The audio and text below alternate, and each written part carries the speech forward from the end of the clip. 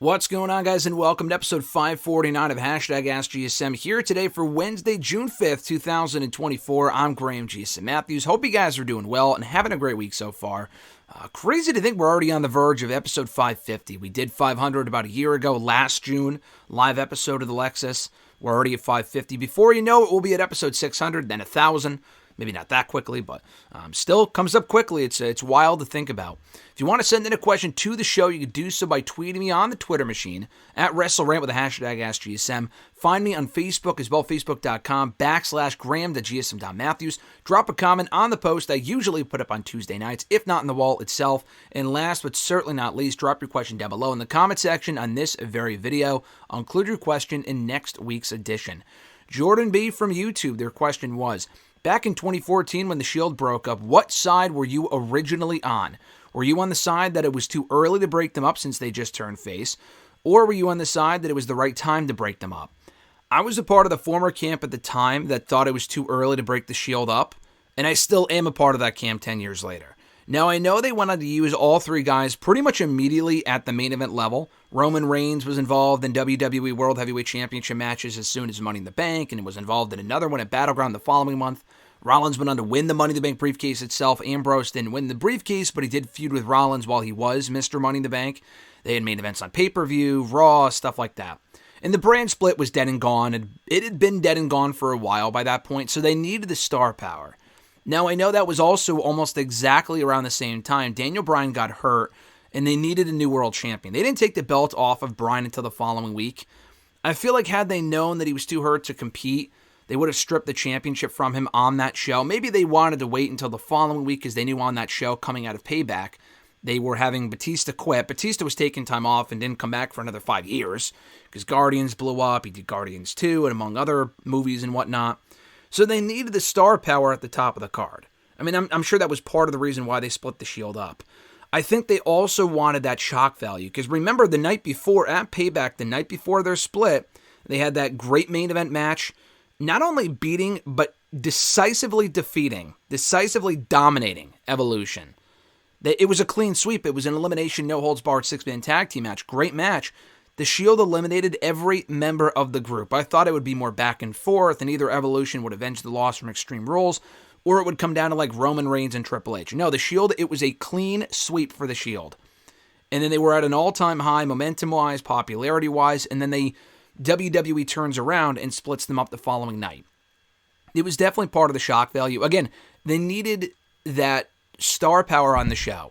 But I don't know if they knew by that point that Daniel Bryan would have to vacate the championship. And even if they did, you would think, all right, we need new baby faces. And they could have just easily had the Shield either go their separate ways or utilize them in a singles capacity where they were still a unit but competing for top championships. I guess by doing the split, it gave Rollins and Ambrose something to do by feuding with each other, and then Roman could go off and do his own thing. It just felt really abrupt because they had only been baby faces, not really. I mean, you mentioned in your question, it was too early to break them up because they had just turned face.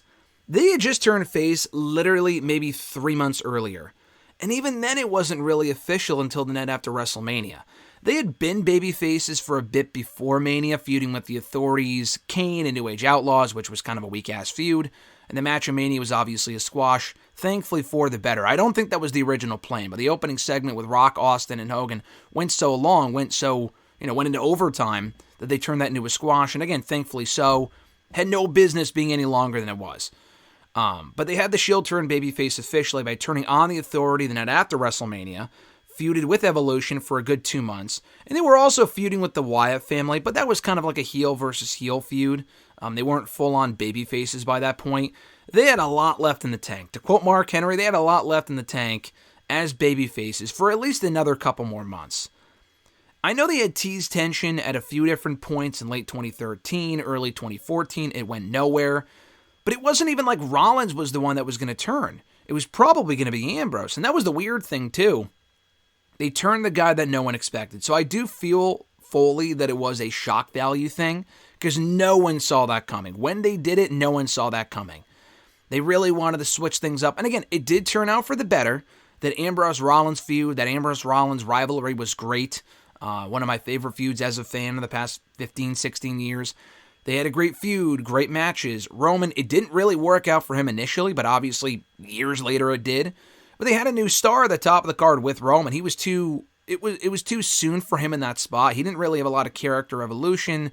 His matches were good, but people weren't really ready to take to him in that role yet. Ambrose was actually more organically over of the two as a babyface. Rollins really fit in nicely as a heel. His mic work wasn't the greatest early on, but he learned from being with Triple H and getting heat and having great matches. And I mean, Rollins in 2014, 2015, before the injury in late 2015, was like peak physical Rollins. He can still go in there, obviously, now and having an excellent match.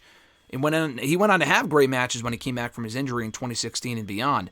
But Rollins, before he had to slow down a little bit in the ring, when he came back in 2016, the guy was on another fucking level. When it came to like Shield Rollins and right after post-Shield Rollins, that was like prime Rollins. So they were all kind of firing in all cylinders. Again, like I said, it did end up working out, but I still feel like they could have held on for another couple more months.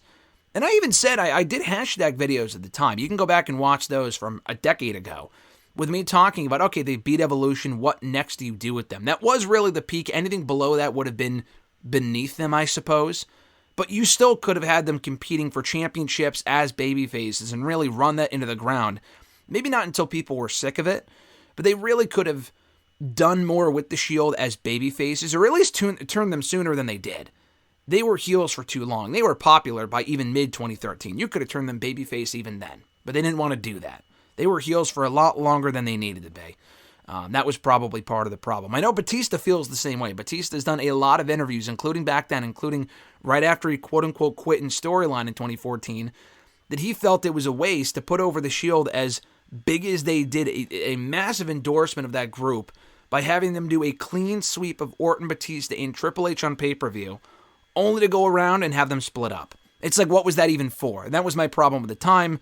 It doesn't bother me now, but it is still questionable. Emmanuel A. from YouTube, his first question was, have you ever heard about how Jack Swagger was supposed to win the WWE Championship in 2010? Jake Hager claimed once during a Talk is Jericho interview that he learned after the fact that his Money in the Bank cash-in was supposed to be against John Cena at the Raw after WrestleMania 26, but Cena himself rejected the idea, and that was why he cashed in on SmackDown against Chris Jericho for the World Heavyweight Championship instead. I think I do remember him. I mean, I've listened to every Talk is Jericho, so I'm sure I did hear about that. I do remember that. That was years ago. It would make sense because Swagger was it was interesting because so he wins the briefcase at WrestleMania. And I think he became the quickest person to cash in by cashing in that Friday on SmackDown. He did not hold the briefcase for very long. He may have had a match on Raw with Cena. I don't really think it would have made much sense for him to cash in on Cena, to be perfectly honest with you. Jack Swagger was not the face of Monday Night Raw material. He wasn't even material to be the face of Friday Night SmackDown. I could do a whole fucking podcast video on Jack Swagger, what went wrong there. I mean, the guy was never really going to be the face of any franchise. Was never that good. Jack Swagger in his early years, I was a fan of his in 08, 09, early 2010. But by early 2010, they had just made this guy a fucking drum with how often they would beat him, so to speak. He was the go-to jobber on that show. I think they even did a Cena Swagger match. It might have been after he won the World Heavyweight Championship. A quick search would tell you. I didn't figure that out before I started recording here, but maybe you'll look it up after the fact. I'm pretty sure they did Cena and Swagger on the post-WrestleMania Raw. Not for the championship, but Cena, I think Swagger threatened to cash in on Cena, so there may have been plans there. I think it worked out the way that it did for the better. Because again, Swagger having that World Heavyweight Championship reign was better for that brand than it was for Raw. Raw, or rather SmackDown, was in the fucking doldrums in 2010. I mean, there have been a lot of down points to SmackDown, including 2019, early 2020. Like, it was fucking terrible. 2010 SmackDown was also pretty bad. There really was not a lot from that show in 2010 that was worth watching. Like, we've had this discussion before, like, 09 SmackDown had its moments. It wasn't great, but at least 09 SmackDown had Jericho and Mysterio. It had Punk and Hardy, the rise of heel CM Punk. Among other stuff they had going on in early 09, late 09. There was some good stuff on SmackDown around that point. Punk and Taker had its moments. 2010, I mean, dude, at least early on, Edge and Jericho was decent. Some stuff of Shawn and Taker's took place on SmackDown. Really wasn't a lot worth writing home about SmackDown in early 2010. But then you get to post-WrestleMania. Swagger's the World Heavyweight Champion. They never got behind the guy. He lost a lot of matches as World Heavyweight Champion. Was never booked once to look strong. And if they did have him pick up a clean win over like a Randy Orton, for example, they would go around and turn around the next day and just have him get fucking beat. Clean in the match on SmackDown or on Raw. His reign lasted all of 2 months. The Kane Taker stuff I enjoyed. Like the whole, he was in a comatose state, a vegetative state, blah, blah, blah. I liked that stuff. The matches were not great, but like it was better than Kane and Ray for like the upteenth time. Kane and Taker obviously had a million feuds by then as well. But I liked the feud for what it was. But we had fucking Big Show and Swagger at that point feuding like anyone gave a shit. Big Show feuding with CM Punk, completely destroying the Straight Edge Society. Never really I don't know if they ever beat that guy once. They had a lot of matches with Big Show, did the Straight Edge Society, and that was the whole rise of that group in 2010. That went nowhere. Punk and Ray was good. SmackDown 2010 really did not have a lot of good stuff. So my point is, it didn't really matter where Jack Swagger won a world championship. They were never going to book him properly regardless. And on Raw anyway, they were still doing Cena and Batista over the WWE Championship, where they had Cena beat Batista 3 pay-per-views straight, a la Batista Triple H in 2005, 5 years later, basically. Batista was on his way out. You could have done the matches without the championship on the line, but Cena had just won the championship in Mania after winning it quickly at Elimination Chamber, losing it back to Batista. To have Cena then turn around and lose the belt again immediately within a night would have been fucking dumb.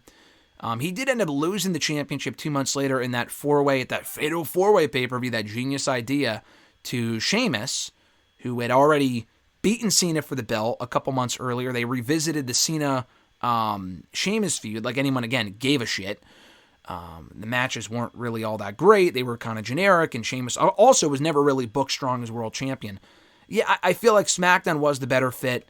The reign was not good, but it probably would have been even worse on Raw. He probably would have lost the belt even sooner than 2 months. He probably would have lost it within a month, right? Probably right back to John Cena, if I have to take a guess. Emmanuel's second question. Is Rey Mysterio a victim or a problem? I saw that you asked him why he gets portrayed so much, and his response being that he's too chill and trust the wrong people. However, most of the people who have turned on him, example Batista, the Guerreros, Dominic, usually claim that Rey is/was a selfish deadbeat who leached off of them. Is Rey just a naive person, or is he toxic to everyone around him? So thank you, Emmanuel, for checking out the interview. First of all, cheap plug, check out the interview if you haven't already. I talked to Rey Mysterio a couple weeks back, posted the interview on Friday, video form, audio form on WrestleRant Radio, article form over on Bleacher Report, check it out. I did ask him because people constantly are wondering, is Rey Mysterio the problem? And he gave a good answer, and obviously I'm not going to say this to Rey himself. It's the character, obviously, we're talking about here, not Rey Mysterio as a person. As far as why he gets portrayed so often, I think part of the problem is Rey Mysterio. I mean, I didn't say this to him. We move on to the next question, but part of the problem is Rey, because when you really think about it, let's go to the Carlito one specifically. The most recent betrayal a couple of weeks ago, or about a couple of months ago at this point. Rey was down a partner for Mania, all right? He needed a partner to face Santos and Dominic at Mania. He had the entire LWO, but he brought in a new member of the group in Dragon Lee to face Andrade and not Andrade. I'm sorry, it was Santos and Dominic. He did end up recruiting Andrade, so he chose Dominic, or he chose. I'm confusing everyone here. I apologize. He ended up choosing Dragon Lee instead of Carlito. Carlito was right there in that fucking segment. I was at SmackDown when they introduced Dragon Lee as Rey's partner, and he went with Dragon Lee instead. He liked Dragon Lee. Dragon Lee's the future of Lucha, blah, blah, blah. But Carlito was right there. He had been by Rey's side forever. Not forever, but for a few months as the, part of the LWO. He had beaten Santos a couple weeks before that on SmackDown. Why not choose Carlito? And then Dragon Lee goes down with an injury because Carlito attacked him, and he chose Andrade. Twice he had the opportunity to choose Carlito, and he went with other people instead. Rey never really explained why he did that. Carlito was obviously bitter and attacked Dragon Lee. He attacked Rey after that at the draft, blah, blah, blah. But they never really explained why Rey would not choose Carlito. and it makes Ray look like a bad friend, like a bad stablemate. So that alone was Ray's fault. I mean, I don't really blame Ray for that one. Santos turning on Ray, I mean, yeah, it usually is the other person. Ray does trust too easily. Like he said, he's too nice of a guy. I get that. I mean, hopefully he can trust his son. That being, hopefully he can trust his own son, Dominic, or trust Batista or Eddie. Like, he makes it sound like these are new alliances that he formed, like Braun Strowman on Raw. If Braun turns around and turns on Ray, yeah, that might be his fault in being too chill and trusting everyone that comes in his path. But like Batista, Eddie, and Dominic, that was probably not so much of a Ray thing. That was them. Because, again, why would he not trust them? He had been friends with them forever. But like the Carlito thing specifically was absolutely a Ray problem. Ray is just so easy to betray because people like him.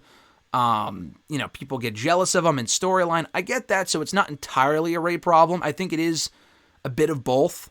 I don't know about the selfish deadbeat thing who leached off of those people. I mean, you can't in storyline. Can you really claim that though? Did Ray really clinch to Batista? At what point did Ray really clinch off of Batista? Ray was already world champion in 2006. They were friends in 2005, but Ray went on to win the World Heavyweight Championship on his own in 2006 without Batista. They didn't really team up all that often. I don't know you can really claim that he leached off of those people. He leached off of his son, really? Dominic leached off of Ray in storyline. I mean, he was his fucking son, but also even in storyline in WWE. He helped bring Dominic into WWE. He helped him win the tag team titles. So you can't really claim that. But yeah, part of the problem, at least in the Carlito situation, was absolutely Rey Mysterio's fault. And the Santos thing, he kind of did the same thing to Santos that he did to Carlito, where he brought in Carlito to be a part of the group without really consulting Santos. And Rey was kind of the leader, so I get it. He doesn't really need to consult with him. But Carlito became his number one guy. And he kind of didn't really give a shit about Santos anymore. So in that case, in the Santos case, in the Carlito case, it was Rey's fault. We're overanalyzing this, but I thought it was a fascinating question. Micah does it from YouTube. Their first question was, last night I was watching Raw, and specifically on the segment with Liv, when Liv saved Dominic from Strowman. I had a vision of Dominic holding up the Money in the Bank briefcase and Liv helping or having the World Championship, and them being a couple similar to Edge and Lita in 2006. Should WWE go ahead and put the briefcase on Mysterio and give us this type of character for Liv and Dom? Why or why not? So, I don't know if it was you, Micah. It was probably somebody else, but I was asked a couple of months ago when Rhea first got hurt, would I like to see a Liv and Dominic pairing? And I said no. I just feel like it's too, not obvious, but I just feel like that's the obvious play to have Dominic split from Rhea and go to her rival. I just feel like we've seen that before a lot. Liv doesn't need Dom. Dom doesn't need Liv. It is making for very interesting, compelling television, I will say that. It's one of the better things going on Raw right now. That I agree with. But making them a modern-day Edge and Lita, obviously it would not be the same thing. It was a different time. We're not getting a live sex celebration. The extent of whatever they would do together is probably what we got on Raw this week, where they're just making out, or on Raw last week, rather, at the end of the show. That was cut from the end of the show for everyone else, but whatever. It did happen, though. That would probably be the extent of the relationship. They're not going in there and having sex or doing the over-the-top kissing shit that Edge and Lita were doing, and Liv's not walking out with the risque clothing that Lita was in 2006, and she probably shouldn't anyway. It's just a different time, and Lita was also just completely treated like a whore, a slut, which I guess her character was at that point, but it obviously affected her in real life as well. That was part of the reason why she retired early in late 2006, was because of the shit people were saying about her and in real life, and how she was being, this was 2006, so people weren't really stressing the importance of mental health the same way they are today. But it probably did take a major toll on her mental health. And the shit that people were saying about her and the way that she was being treated by people in reality and stuff like that. That was also part of reality as well, with what happened with her and Matt and Edge and whatever in reality. The stuff with Dom and Liv is not real life. I just don't really think you can replicate that.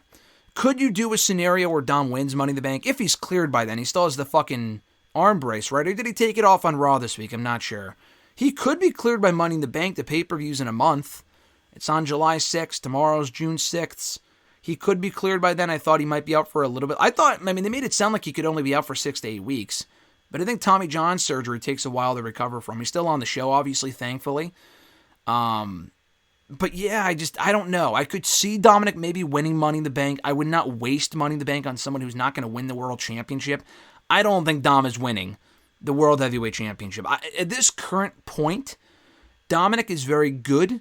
I don't think he should be World Heavyweight Champion. At least not yet. Now, could you make the case, no pun intended, put the briefcase on him now? He will be ready by next year? Yeah, I mean, Damian Priest was kind of that way where he wasn't really ready, I don't think, for the World Championship last summer. But I think when they put the belt on him at WrestleMania, he was ready. Booking-wise, they had him lose a lot. But, I think he was more ready now than he was a year ago. So yeah, I guess you could put the briefcase on him and then have him cash in at a later date. And then, again, you can kind of replicate the Edge and Lita thing with Liv also being the Women's World Champion. Yeah, I just don't really think we need to see that. I think Liv and, you could do the Liv Rhea Dom thing, but then after that runs its course, Dom can either rejoin Rhea as a babyface, because I do think Rhea will be a babyface when she comes back, especially Liv's a heel, obviously. But once that kind of extends its course, runs its course, Liv and Dom don't really need to be together. I don't think they have the same chemistry that Rhea and Dom did and have had for so long now. And even then, I wasn't a big fan of that pairing early on, with the overly, not romantic, but she was like, oh, I'm your mommy. That whole shit was dumb to me early on, but it ended up becoming entertaining, and they owned it, and they become a great on-air couple act, whatever you want to call it. I don't really know if we need to see that with Liv and Dom, though. I don't, because even with Edge and Lita, they were a great pairing, but after, the initial of them joining, I don't even really, I wasn't watching back in 06, but to what extent was Lita even really involved with Edge on TV by mid 06, late 06? I know she was a part of the John Cena feud a little bit, but even by then she was doing her own thing in the women's championship picture. So, I don't know, I don't really feel again, that was after it worked for the Matt Hardy feud, because Matt Hardy was why Lita joined Edge in the first place. She cheated on Matt with Edge in reality, and that's why they put them together. And Edge and Lita were a great pairing by early 06, but even then, after that, Edge did not need Lita. I don't think Dom needs Liv, and vice versa. But if they did do it, I would be willing to give it a chance. Your second question, what stipulation would you give Cody Rhodes and AJ Styles for their second wrestling match? At first, I thought a ladder match, but with Money in the Bank being a few weeks away, I feel like that wouldn't work. What would you give, what do you think would fit their second match perfectly? Someone had suggested Hell in a Cell at one point, not for their second match, but if they have a third match, which I think they should.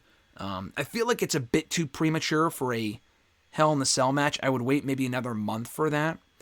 If they're doing their next match at Clash of the Castle, maybe at Money in the Bank or at SummerSlam, if Orton's not facing Cody on that show, which he very well still could, and probably should, you could do Hell in a Cell there, because they don't have a Hell in a Cell pay-per-view anymore. I think the only Hell in a Cell match they have done in the Triple H era post the Hell in a Cell pay-per-view, because we had the last Hell in a Cell pay-per-view 2 years ago today, actually, which involved Cody Rhodes against Seth Rollins. Cody won that match. So he has a history inside the cell. Bringing that back would be cool. I don't know if AJ's ever been in a Hell in a Cell match. I don't think he has, because he came in 2016, and he's been on the Hell in a Cell show, but I don't think he ever competed in a Hell in a Cell match. But anyway, the only Hell in a Cell match we've gotten since the last Hell in a Cell pay-per-view was Edge and Balor at Mania last year, and the match was good. It wasn't great. I think Edge wanted that match to be what his match with Malachi ended up being in Double or Nothing a few weeks ago, to be perfectly honest. Right down to the Gangrel interference. And that match was better, aside from the dumb spot and the dumb jump that he took from the top of the cage. That was pretty fucking stupid for a guy of his age and whatnot, and just the spot itself did not look good. But yeah, I think he probably wanted that to be like the Edge and Balor match, the Demon match, what Malachi ended up being at Mania, or at Double or Nothing, rather. So, yeah, doing Hell in the Cell would be cool. I think with those two, Cody's an old school guy. You could do the strap match. We just saw that on Raw with him and Shinsuke not that long ago, so I wouldn't do that. For a second match, you could do, I would think a Falls Count Anywhere match could work. Last Man Standing would be the perfect blow-off match. Has Cody had a Last Man Standing match? I don't think so. He may have. I know AJ has, at least one, probably multiple. I know he beat Shinsuke in that great Last Man Standing match at Money in the Bank, actually. back in 2018, because I was there for that match. So Last Man Standing is probably the most likely for a big blow-off. Falls Count Anywhere match for the second match. If it blows off there, then you could do it there, but I mean, I guess that would work, but I want the feud to be extended a little bit. I would want AJ to win the belt and then lose it back to Cody. I don't think that's going to happen, but that would be cool. But I feel like the ultimate would be like a Hell in a Cell match. You could do an Iron Man match. I don't remember the last Iron Man match we got in WWE. There was a period where we were getting one like once a year for a little while. Like they brought it back after a long hiatus in 2015 with Bayley and Sasha in NXT. And then they did one about a year later with Sasha and Charlotte on the main roster. They did one in 2017 with the Hardys in the bar. And then they did another one in the summer of 2018 with Rollins and Ziggler. And all those matches were good to great. But they kind of overdid the stipulation there for a while. That might have been the last one we got in WWE, was Dolph and Rollins. There might have been another one I'm forgetting, but that might have been the last one. I would bring back that match. An Iron Man match with Cody and AJ after the match. They had a backlash. I feel like those two would be perfect for that stipulation. Chris W. from YouTube, their first question was, he says, "Hi, Grim. Hope everything is going well, and I'm glad you had a great birthday." Thank you, Chris. I appreciate it. And the birthday wishes and the well wishes from everyone. It was a great birthday, so I appreciate it. He says, Vice will be airing a new mini-series in which they talk about the rise and fall of World Championship Wrestling, or WCW for all of us marks. Now, while I love Vice and their documentaries, I feel the series is completely unnecessary, as we have seen multiple documentaries of the company in which they just regurgitate and repeat the exact same events and things that happened during their time, and more importantly, always point the finger of blame to the same people over and over again. Is this series going to be the exact same revised history, or revisionist history, as I would say, we have seen time and time again? Are you interested in seeing it, and do these people need to stop living in the past? Yes, and yes, as far as I will be watching it, I will be reviewing it. I know it premiered last night. I saw absolutely nobody talking about it, by the way. I saw more tweets about NXT than I did that Vice documentary. I don't know how many people actually watched that. I will be watching it, the first episode today. It was last night, was it not? Like, wasn't the first episode yesterday? I mean, I don't know. I could have sworn it was yesterday. Maybe it's tonight. I don't think so. I'm pretty sure it was last night, because that was the same slot that Dark Side of the Ring was in. But yeah, I saw absolutely no one talking about it, which is just, I guess, not entirely surprising. But like you said, it's the same shit over and over. I mean, WWE had their Monday Night War documentary, which I enjoyed. A lot of it was revisionist history. I don't know how much of that revisionist history is going to be, apparent in this doc, because WWE's not producing it. The Rock is, who's now a part of WWE. He might also be telling the story from his standpoint of, he wasn't really in WCW, so how the fuck would he know? I mean, I know he was in WWE and he lived through it, but, he was never even in WCW. I know he's not, narrating it oh, this is what I was doing. He's just producing it and whatnot and is being interviewed for it as well, I believe. But it's the same people being talked to, like the Russos and the Bischoffs and Booker T. I don't know if Hogan's on it. He might be. Why would he not be? Because he was a big part of it. But they already did a DVD on it. Like I said, they did the documentary. There's been a lot of documentaries on it. It is as played out as the Montreal Screwjob. They did a whole fucking book on it. I want to say R.D. Evans. I know that's the name of a wrestler. That he might have been someone that took part in the book as well. In Alvarez, Brian Alvarez, actually. They wrote that great book, which I actually read. It's one of the first wrestling books I read about 14 years ago. I ended up getting it gifted to me about 5 years ago and wanted to read it again. I was partially way through it, and I had to stop because I just get busy and shit. But I have the book. I would like to reread it. It is a fascinating read. It is much better than anything that WWE's ever produced about WCW. But yeah, I just feel like it's wildly unnecessary. It should be well produced and well done in 2024, but they really need to just move on from it. It's really just the same shit over and over again. And maybe it won't be. Maybe it'll be something different. But I feel like a lot of these times, already we have heard every side of the story that could possibly be told about the Monday Night War and the fall of WCW. It will be interesting to watch. I'm looking forward to watching it specifically with Alexis, because she really doesn't know a lot about the fall of WCW and doesn't really know anything about WCW at all beyond what we've watched in Dark Side of the Ring. So I'm looking forward to watching it with her. But as far as the information given on the doc itself, probably won't really be worth watching from that standpoint if you're intending to learn something new that you didn't already know. Your second question, Andrade recently has expressed his unhappiness with his recent booking only within a little over 4 months after returning from AEW. It seems that no matter which promotion he works for, he doesn't seem to have the charisma to get over and go past a certain level. Is this a case of bad booking or an ego/entitlement problem from said superstar thinking he deserves to be at a higher level or priority? I mean, it definitely is entitlement, and his own unhappiness attitude is definitely part of the problem. I've never worked with Andrade. I don't know him personally.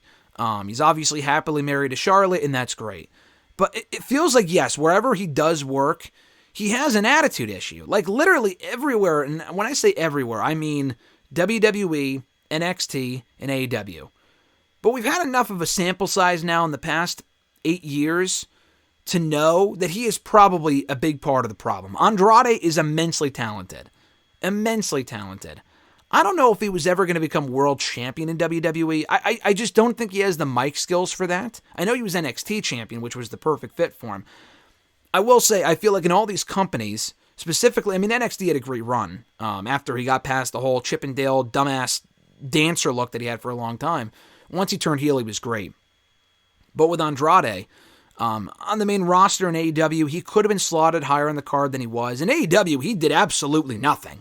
Like, they brought him in, even his debut sucked. They put him with Vicky Guerrero, which was awful. They ended up putting him with Jose the assistant. The Chavo thing I thought had potential. They cut that off pretty quick. That was weird. So yeah, I mean, even in AEW, he was never really given a chance. I mean, he had a lot of good matches, but like, he didn't have a lot of feuds. He was just kind of there. He would disappear for long periods of time, just not being used. He got hurt a few times. I get that. At least once or twice. But, like, he would constantly complain on Twitter. And again, if he should be being booked better, then I get it. But the guy has a history of doing this. Even in NXT. I remember in NXT, again, they weren't booking him properly. But I remember there were rumors even back then, like within months of him debuting on television, that he was unhappy, that he, what was it? That he wanted to quit? Did he request his release or something like that in late 2016? I don't know. I feel like he had also told people, hey, don't come here. Like in late 2020, I think WWE wanted Roosh. He told them, hey, don't come to WWE. They will not treat you properly. This was years later, but like, when he's happy, he's happy. When he's not happy, he'll let you know about it.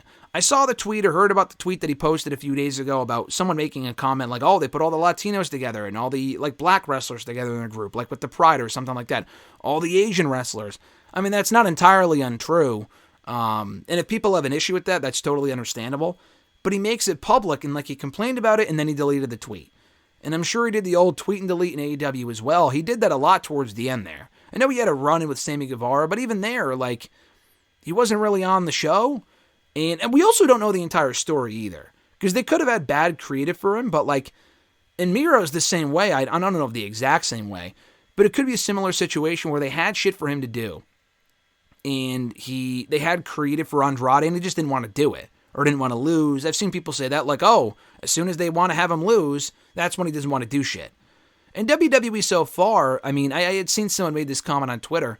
Andrade seems more like an instant action, I want to be a top star guy right now, blah, blah, blah. WWE's roster is so loaded right now, that's just not going to happen. Triple H is more of a long-term storyteller, as we know, and even Tony Khan was at certain points, and his booking's all over the place now. But Triple H is more of a slow burn approach type guy. He doesn't really have a lot for Andrade right now. I don't even know what the fuck you do with Andrade right now. I'm sure there are people that you can have him feud with. I know they're teasing the Santos thing. I think he was complaining about that. Oh, of course they're putting the two Latino guys together. But it makes sense, though. He beat him in a tag match at Mania. And Santos and Andrade sounds like a great fucking feud. So again, I don't really understand what the problem is.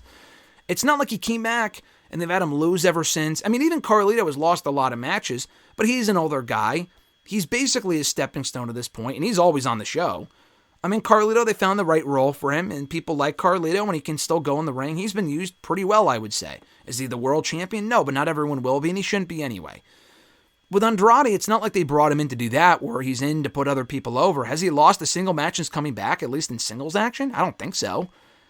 They found a spot for him at Mania. I don't really know if there was a spot that made sense for him at Mania, because I think Rey and Santos was the match to do, but they ended up making it a tag team match, which was weaker, but it ended up being fine and fun and whatever, with Rey and Andrade versus Dominic and Santos, and that was a good match.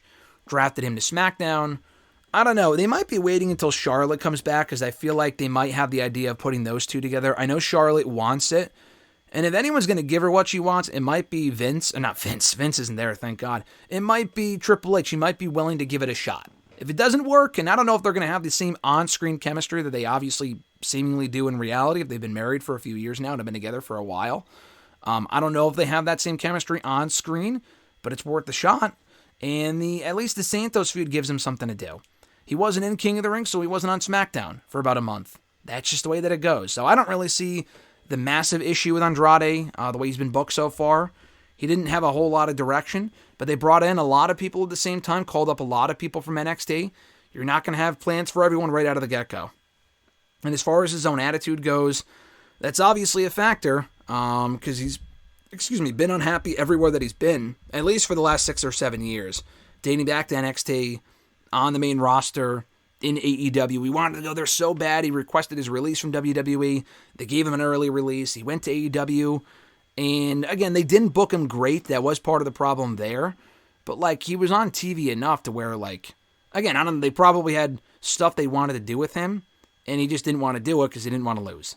I don't know. I like Andrade, though. He's very talented. Your next question. I was super excited to see Kazuchika Okada join AEW, as I was a big fan of his work in New Japan Pro Wrestling and knew he was going to bring an aura and magic to AEW when, at the time, they really needed it. When he came on the March 6th episode of Dynamite and attacked Eddie Kingston, it was one of the most well-done angles AEW had done in a long time. It absolutely surprised me. Ever since then, I've absolutely loved his time in AEW so far as this smug, a-hole heel who still has that aura that made him a star in AEW. I think you mean in New Japan. He still has that aura in AEW that I think I know what you mean, though. He says, I especially loved what he did last week, really shining in his character work. How have you felt so far about him and his run in AEW? I think he's had a good run so far. I was one of those people that was not sold on Okada going heel as soon as he came in, because he had the built-in popularity. Why would you just turn him heel? But they already had Ospreay, to be fair, come in as the big hot white hot baby face. Is the big baby face on the show. So it made sense to not make him a baby face right from the get-go and to turn him heel instead, because they needed more top heels. MJF's a baby face, he's back. Adam Cole's a heel, but he'll be gone for a little while longer. So yeah, it's been fine. I mean, he really hasn't been showcased on his own a whole lot. He's been kind of a background player in this Elite storyline. But that's fine. I'm not really sure what more you would do with him at the moment if it wasn't this. If it wasn't this, he would probably be doing the Will Ospreay thing where he's bouncing around from match to feud, which has worked for Ospreay. You can't also be doing that with Okada. He needed more direction. He has history with the Elite. Again, I didn't love the angle. The execution was well done. The idea of him turning heel and joining a group I didn't give a fuck about, I didn't really love. But he should really be the one that they're building around and not Jack Perry. Jack Perry, I like Jack Perry. He ain't that guy. They're trying to build him up to be on their level. He is not Okada, certainly, and he is not even the Bucks. But, Perry's fine, whatever. He's pretty good. If they can try to elevate him and have him improve and become like a mid-card, upper mid-card level guy, which he already was before, but like hone in on his ability and his mic skills, that's great. Okada can still be a featured player in any company. So hopefully when this Elite thing runs its course, he is a main event level performer in AEW. That's kind of the key. And his mic skills also aren't the greatest. They aren't awful, but I think he needs the mouthpiece right now, and he has that in the Bucks. So it has worked out well. His run has been good. I'm not going to shit on it. We just got to see where it goes in the future. He's the Continental Champion for whatever the fuck that's worth. He hasn't really had a whole lot of matches on his own. He's had a couple which were really good. He needs to have more. I want to see more of Okada on his own, but so far so good. Your last question here. While I consider myself a big Tom Cruise fan, I haven't seen most of the Mission Impossible movies. I enjoyed the first one, didn't care at all about the second one, and the third one was disappointing considering it had the legendary Philip Seymour Hoffman in it as the villain. Have you seen all the Mission Impossible films, and how would you rank the ones you have seen? I can't rank any of them because I haven't seen any of them. To my knowledge, maybe I saw one a long time ago. To my knowledge, I have never seen a Mission Impossible movie from start to finish. I know they came out with one about a year ago that I heard was good, I think. I was thinking, maybe I'll go back and watch the other ones before seeing this one. There's like fucking 7 of them, 6 of them. There was a lot of them. I wouldn't have been able to watch all of them in time, so I just didn't. I would be willing to watch them. I mean, I like the action films, Tom Cruise. go out of my way to watch Tom Cruise movies. I love Top Gun Maverick. Top Gun was good. Top Gun Maverick was great. Yeah, I might watch them at some point. I can't rank them, though, because I haven't seen any of them. So I apologize. Christopher L. from Facebook. Same Chris, obviously. His first Facebook question was, during the weekend, people got infuriated with Tony Khan for giving Roderick Strong a chance to go after the AEW title this Wednesday against Swerve Strickland. While I get people are frustrated by it, I find it hilarious that people get infuriated of Roddy getting a shot, and yet the passes they give WWE for having Jordynne Grace, a women's champion from a lower-level wrestling promotion, get a shot despite her and Roxanne Perez never having any communication, and her never working NXT before. And also, all ego Ethan Page just debuting and is teasing a title shot against Trick Williams, which he is getting, by the way, as of last night. He says, I find it hilarious, the double standard set for one company and criticism for the other. At least Roddy has worked for AEW for over a year and has actually had victory since losing the championship. Yes, I get that it was a random decision on TK's part, but I find it hilarious that Shawn Michaels gets the benefit of the doubt for pairing a former AEW star and a TNA star for title opportunities. Do you think there is an absolute double standard, and do you think I make fair points? Listen, it's wrestling, my man. It's wrestling. People have this idea that one company does things the right way and the other one does things the wrong way. They're both at fault for the same shit.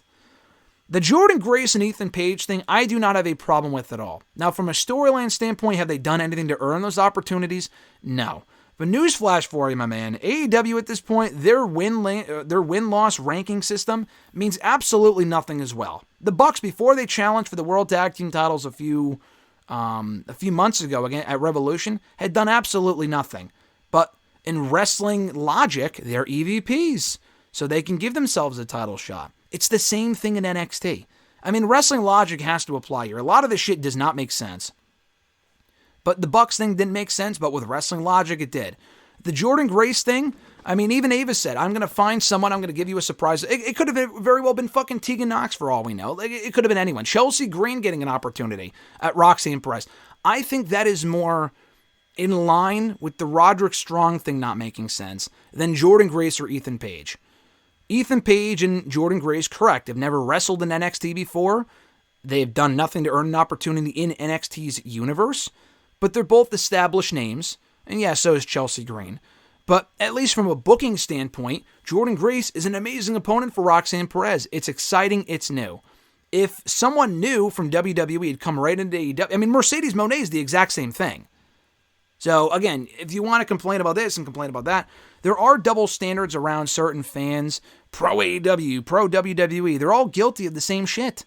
Jordynne Grace coming in and getting an NXT Women's title opportunity is more exciting to me than Mercedes getting a title opportunity, because this one involves cross-branded stuff, and it's cool, and I think it'll be a great match. Willow and Mercedes also had an excellent match.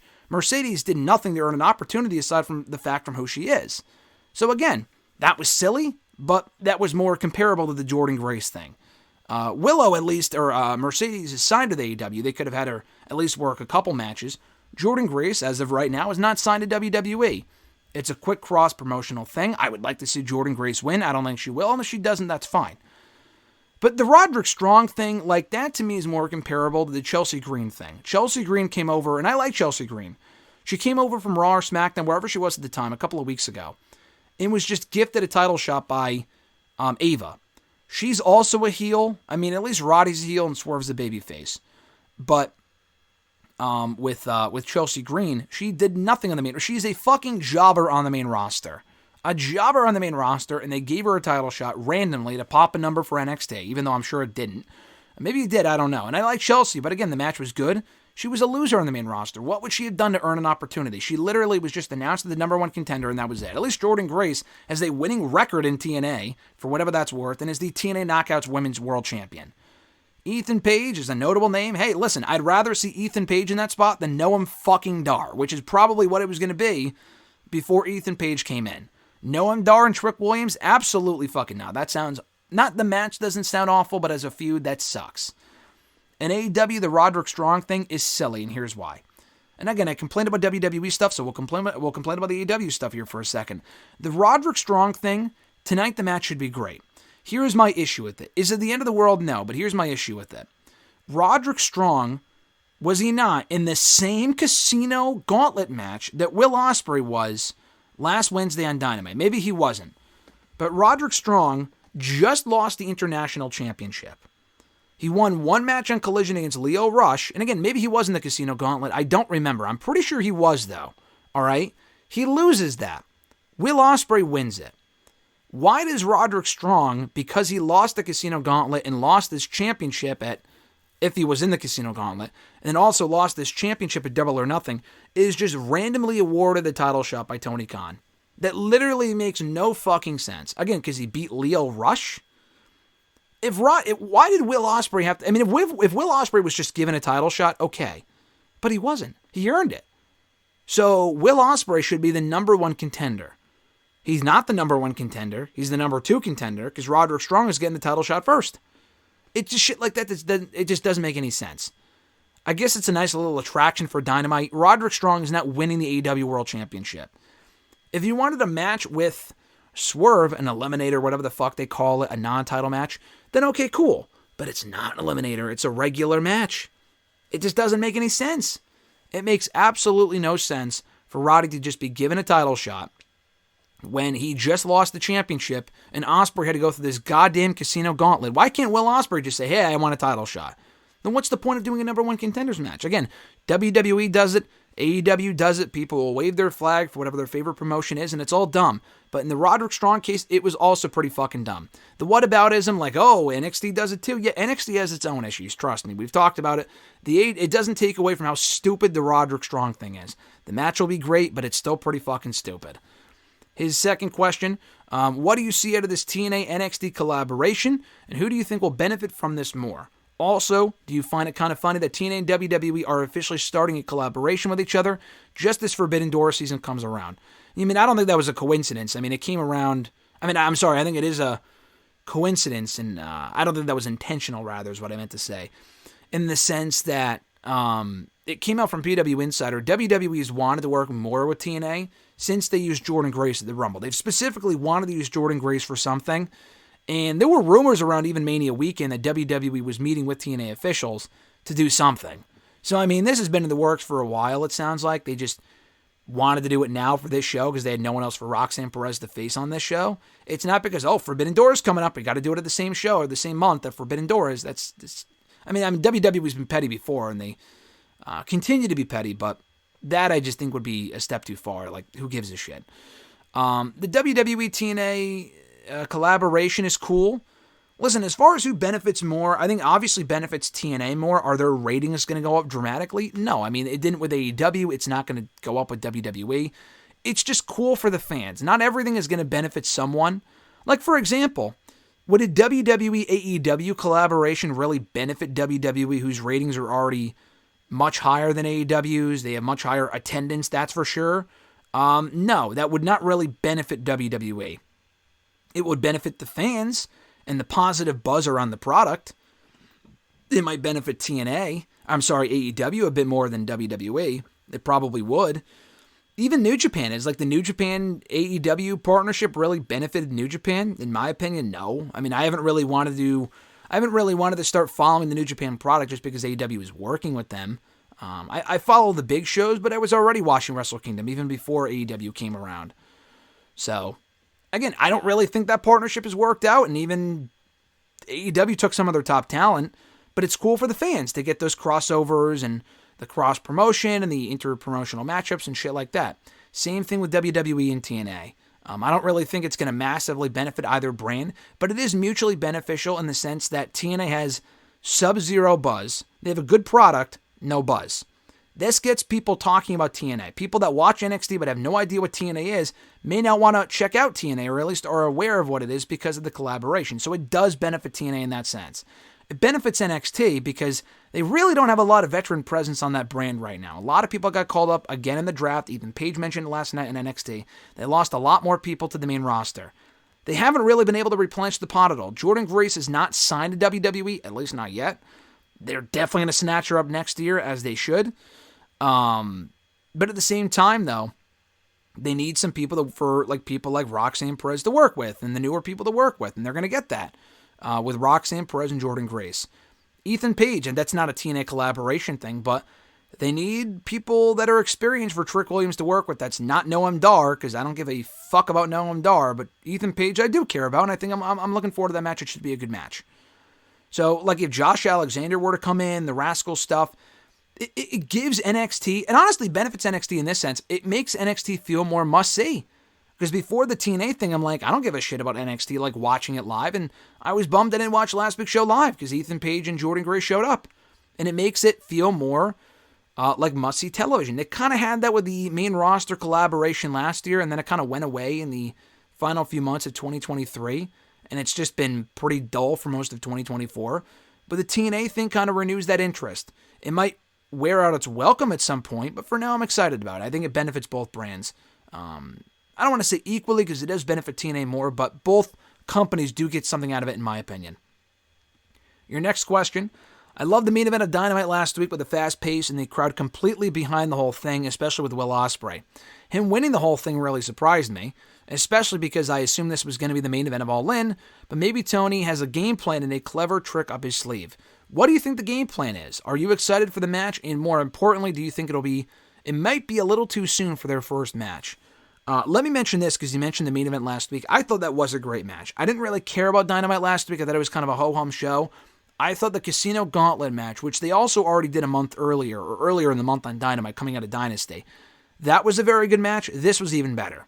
That was excellent. Don't do it every month. They've already done 2 in a month. That's kind of excessive.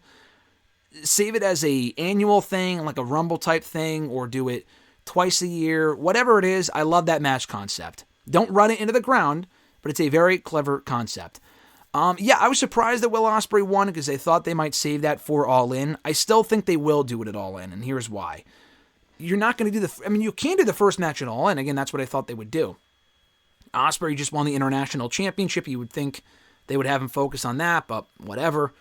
Ospreay can lose his first match at Forbidden Door and still be fine because he's still the International Champion. He's still super over. One loss will not kill him. He doesn't need to go undefeated for his entire AEW run. And it gives Swerve a shred more, not a shred, like it makes it sound like he's not credible, more credibility as champion that he beat the hottest star in the entire promotion. He needs to prove that he is the guy. Will Ospreay is going to be the guy, but he's not that guy yet. Swerve should get his first win over Ospreay on that show, and they can revisit it in time for All In. Maybe Swerve's a heel again by that point. I don't think Ospreay should be a heel anytime soon. He is a great heel, but not anytime soon. You have Swerve beat Ospreay to solidify his superiority over him. And then you can have Ospreay avenge the loss at All In on his home turf. I think that'd be better. I would have been perfectly fine if they just saved it. I was a little surprised they were going into it so soon. And I love the Christian feud, but the Christian feud was very predictable. At least in this case, Ospreay could realistically win. I don't think he will, but I think there's a chance that he could win. And then by having Ospreay lose, you have to have him work his way back up. Because if he doesn't challenge for the championship now, even though he is clearly the guy next to Swerve, yeah, he's defending the International Championship, but he's kind of spinning his wheels a little bit. You have him lose to Swerve at Forbidden Door. Then he has to work his way back up the ladder coming out of that pay-per-view, going into All In to earn another opportunity. I feel like that's great direction, gives him a story. I like this. I might like this even more than if they just did the one and done it All In. This might be even better. Because you don't want Swerve just facing lower-level names for the next 2 or 3 months. He's kind of an afterthought, a transitional champion. Then it's like, all right, but he's going to lose it to Ospreay at All In, so that's what this was all worth, you know? That's what this was all for. You don't want to send that message. You don't want to establish that Swerve is beneath Ospreay. Maybe he cheats to beat Ospreay. I don't think he should or will. Just beat him clean. And then Ospreay has to go, okay, he was the better man on that night. I'll be the better man at All In. You could do a third match down the road as well. But I might like this more than what they were probably going to do originally, or what I thought they would do originally. Because if you just have Swerve face, Tanahashi at fucking Forbidden Door, not All In, but Forbidden Door, it's obvious that Swerve is winning. It's not the main event. It's not a big deal. He's going to win easily. Like, the Christian match was great. He was never going to lose that championship to Christian on that show. Christian is a notable name, but he's not a main event player. At least not right now. And I guess he was going into that pay-per-view. But even then, Swerve was not the central focal point of Dynamite for a reason, because that feud was not the biggest thing going on the show. It was good, but he was never going to lose it. So, of course, it wasn't the focal point. So, I think I'm fine with the direction they're going in if it does play out the way that I think it will. His last question here, he said, as are many pro wrestling fans, I am a huge fan of the timeless Toni Storm character. I love how she blends kayfabe with reality. I love how she never breaks character. And I especially love that she gets huge reactions either as a heel or as a babyface. My question is timeless Toni Storm the best character in all of professional wrestling? The best character, I don't know if I would go that far. Then the follow-up question is, who would be better? I don't know. I'm not really sure. I don't know off the top of my head. Could you say she's top 3? I mean, if you say she's the best character, that's totally fine. Is she maybe when it first started at this point, not that I'm sick of it, I'm not tired of it, but like we kind of need to figure out, all right, who is she losing the belt to? Is it Mariah May? Are they building that up? Okay, great. And I'm also not really a fan of like she's a heel one week, she's a babyface the next. I don't really like that. If you're going to have her embrace the fans, then just turn her fucking babyface. Maybe she is, maybe she's not. I really honestly have no idea. That to me is kind of confusing. I don't really like that. But she's a great character. It was getting a little too stupid a few months ago, and the matches weren't great, but she's had a string of quality matches on pay-per-view in recent months, which has been cool. And her promos have gotten better. She's kind of really found her footing in that role. So, yeah, I can't complain. At Ewagoon91 from Twitter, their first question was, he says, so, Graham, what do you want to talk about? Do you think Cody Rhodes should have become AEW World Champion? I do. I think Cody Rhodes, if he didn't institute that stupid stipulation where he couldn't challenge for the top title, then he absolutely would have won the AEW World Championship. I don't see how he couldn't have. And that was really what held him back in that company, was that he didn't want to go back on that stipulation. But at the same time, what more can you really do after winning the TNT title 3 or 4 times? So you could have non-title feuds, but if there's no upward mobility there, no upward trajectory, so to speak, then he's really just floundering. So obviously going to WWE and becoming the man was the better call. But yeah, I do think Cody Rhodes, he was the Ring of Honor World Champion. I think he would have been a great AEW World Champion. At what point, I don't know. Because it sounded like Tony Khan had his first 4 or 5 champions laid out. He probably would have been champion by now. If he was still there and that stipulation was not in place, he would have absolutely been champion by now, I think. His next question, do you think that Vince McMahon was out of touch? Yes and no. After a certain point he was, his entire time as the head of creative in charge of the company. No, I mean, he was a revolutionary in many ways. Like, you know, as far as the territory stuff, for better or for worse, he was a visionary. I know Seth Rollins calls himself a visionary, but Vince McMahon really was a visionary from a business standpoint and did a lot of things that people weren't really willing to take a risk on, and a lot of them worked. Some of them didn't. He was out of touch after a certain point, maybe post 2010, 2008, like even in the early 2000s, he was giving people what they wanted to say. Didn't make every great booking decision, but he was still on the cusp of like, all right, what people want to see, what's best for business. After like 08, 2010, really when I started watching, was when you start to see like, all right, what the fuck is this guy doing? Like, he's clearly losing his marbles. By early 2020s, it was quite apparent he needed to leave. It was apparent even before that, but it was painfully obvious by the early 2020s when he got ousted from the company. He had overstayed his welcome and should have left 10, 15 years earlier. His third question, if or when the WWE main roster gets their mid-card women's championship, who do you think should be the inaugural champion? I mean, they have so many good women on the main roster, it really could be anyone. Like, you could put it on someone that was already established to give that belt credibility. Like, I feel like a Tiffany Stratton would be perfect, but I feel like she might be WWE Women's Champion by the end of the year anyway. So I feel like Nia Jax might win the WWE Women's Championship. I feel like that would be a good spot for her to be a mid-card champion as opposed to the champion, but she's probably going to win the belt anyway, and she might.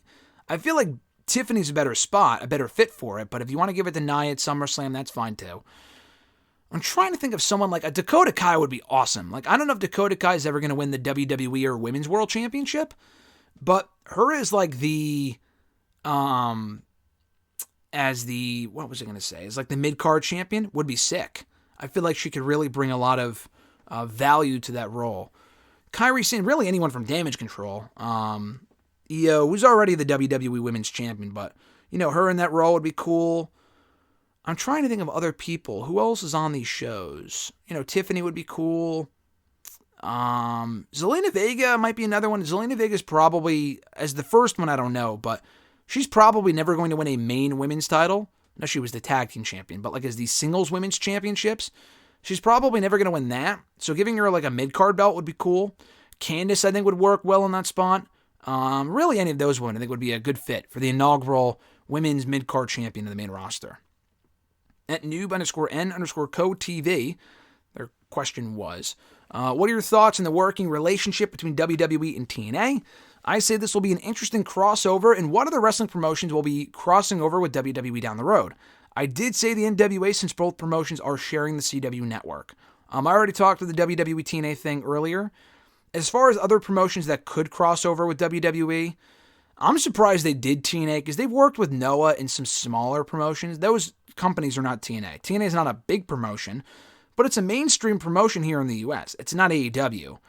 But, they've notoriously been rivals in the past and they have TV.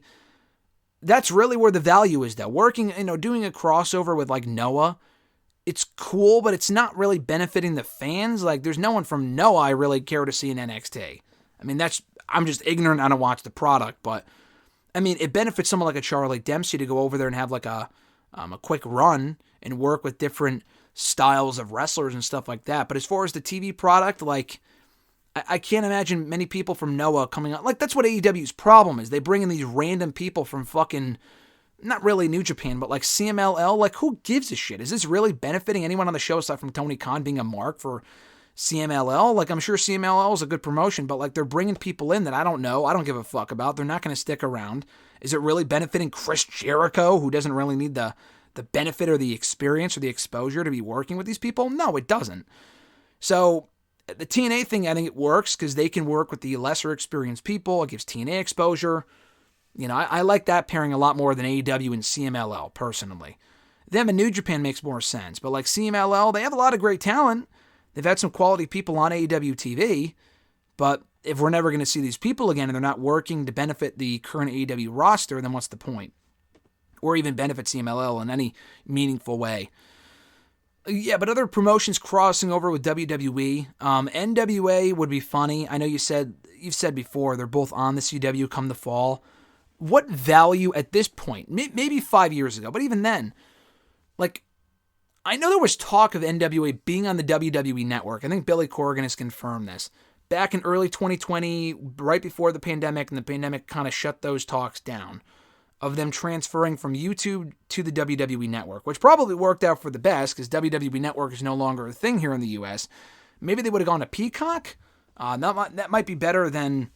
they were on YouTube. They're on the CW now. They definitely get more exposure / more ad revenue, I'm sure, from the CW than they do... they're on the app, really. I don't know if they're even on the network itself. That was a whole thing, obviously, a few months ago. Than they would if they were on Peacock. I'm sure WWE wouldn't even promote them. If they were on Peacock, like, they put so many fucking indie shows on there for a long time. No one ever really watched that shit. They never really promoted it. I never really went out of my way to watch it. That stuff would be geared towards me, and I never even really watched it. But NWA, when it had some buzz in late 2019, that NWA working with modern NXT could work. I said earlier, maybe NWA 5 years ago, which is true, but not with NXT 5 years ago. NWA working with NXT 5 years ago, NXT didn't need the buzz. They already had the buzz. They were on USA even then. NWA didn't need NXT and vice versa. NWA could have used NXT, but NXT didn't need NWA. If NWA still had the buzz and the star power it did from 5 years ago today, then yeah, I would say yes. But NWA doesn't really have that star power today. They have a decent roster. I watch the shows. I review the shows. They're not exciting shows. NXT really has nothing to gain from working with them, but if they wanted to, hey, cool. I think WWE could benefit more from doing that sort of thing. But with NWA specifically, what is there really to gain, honestly? Unless they wanted one of their top stars, like a Nick Aldis, who they already signed, Ricky Starks, who could probably be coming in at some point anyway. Who? EC3, who they already hired and let go of twice. There's really no benefit there, I don't think, for WWE to be working with NXT. As far as other promotions, probably lower level indie promotions, but TNA I think is perfect. MLW maybe. They were in a lawsuit for a long time. Maybe MLW, but even then, they don't really have the roster. Like, they have Matt Riddle. I guess that's the same thing as Dolph Ziggler, who they let go of. He went to TNA. But yeah, Matt Riddle being in MLW, okay. Beyond that, they don't have a really much of a stacked roster. They bring in a lot of ex-WWE people. They hired fucking Top Dollar. who again I like, but do we really need top dollar in NXT? Again, probably not. At Bill Meister 88, their first question was, first the 2 questions and last 2 questions of the episode. Do you think the Uncle Howdy, or however they repackage Bo Dallas, his stable, is set to fail before it begins? Bray had a unique presence and aura about him, and I worry they won't be able to replicate that. I talked about this a couple of weeks ago. I don't think it's doomed to fail before it begins. I am starting to get sick of the whole QR code shit. It's been 2 months now, over 2 months. They really got to move this thing forward. I think the month mark is the sweet spot. We're already well past that. Yeah, I'm not a big fan of them dragging it out, but I am willing to give it a chance. I've said this before, but I like the idea of the stable, who is rumored to be a part of it, and I think it has potential, so I'm willing to give it a chance. And I wouldn't say it's set to fail before it even begins. Could it fail? Could it be a massive waste of time? Sure, but let's give it a chance first. I think the buzz around it has been decent enough. People are talking about it. We want to see Bray's memory live on. That alone makes it worthwhile. So I'm looking forward to seeing what they have cooking up. As long as they can deliver it soon, because the longer they wait on this, I think the more people will get sick of it. And the last question, will and should Drew McIntyre get his moment at Clash of the Castle by winning the World Championship, or do you think Punk will cost him in his home country? I think the latter. I still think Punk will cost him. It makes Drew look dumb because Punk already cost him the championship in Mania, and Punk even teased costing Drew when he was last on Raw a month ago. So why would this be any different? I want Drew to win. I don't think he will, because if Drew wins, is he then defending the World Heavyweight Championship against Gunther at SummerSlam? I mean, I guess. I don't really think he needs to. And I think Gunther should win at SummerSlam, so that's a weird heel versus heel dynamic. I know Damian and Gunther is also kind of heel versus heel, but Damian, I think, is going babyface soon. So it's a weird dynamic in the World Championship scene right now. I would be fine. Honestly, with either outcome, I would be fine. It would be cool if Drew finally got his moment that he was robbed of at Clash 2 years ago. Kind of got it at Mania, albeit for 5 minutes. I want to see Drew as a world champion for more than 5 minutes. I don't know if it happens at Clash, because even then, he's only champion for, a month and a half before losing it likely to Gunther at SummerSlam. So I just give it to him down the road when he can have a real run with it. I think Punk will cost him, but it would be even a better moment if Drew won the belt in his home country and kind of outsmarted Punk by bringing in backup like a Gallus, or he just attacked him before Punk could do anything. That would be even better. Thank you guys for checking out the show and sending in the questions as always here for episode 549 today on June 5th, 2024. Be sure to send in your questions by tweeting me on the Twitter machine at WrestleRant with the hashtag AskGSM. Find me on Facebook as well, facebook.com/Graham.GSM.Matthews. Drop a comment on the post I usually put up on Tuesday nights, if not on the wall itself. And last but certainly not least, drop your question down below in the comment section in this very video. I'll include your question in next week's edition. Have an awesome one, guys. I'm Graham GSM Matthews. Enjoy the rest of your week, and I'll catch your ass down the road.